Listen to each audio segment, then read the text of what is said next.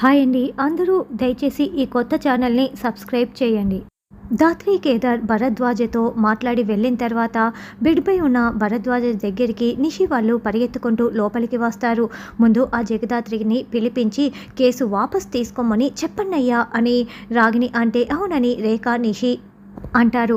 అప్పుడు భరద్వాజ జగదాత్రి కేసు వాపస్ తీసుకోదు అని చెప్పటంతో అందరూ చాలా షాకింగ్గా ఏంటన్నయ్య ఏం మాట్లాడుతున్నావు, మరి సిరి పెళ్లి చేయటం ఎలాగా అని రాగిని ప్రశ్నిస్తూ ఉంటుంది.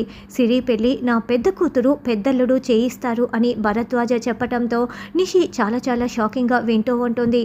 తర్వాత ధాత్రి కేదార్ గదిలో బెడ్రూమ్లో ఉండగా అప్పుడే మేనన్ దగ్గర నుంచి ఫోన్ కాల్ వస్తుంది.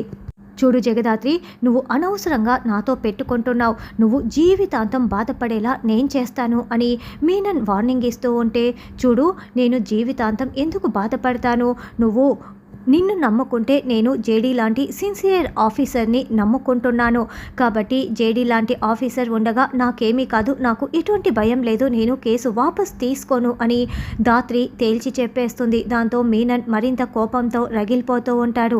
అయితే నీ చెల్లి పెళ్ళి ఎలా జరుగుతుందో నువ్వు చూద్దువు కానీ అని మీనన్ వార్నింగ్ ఇస్తే, ఎలా జరిపిస్తానో నువ్వు చూద్దువు అని ధాత్రి వార్నింగ్ ఇస్తుంది.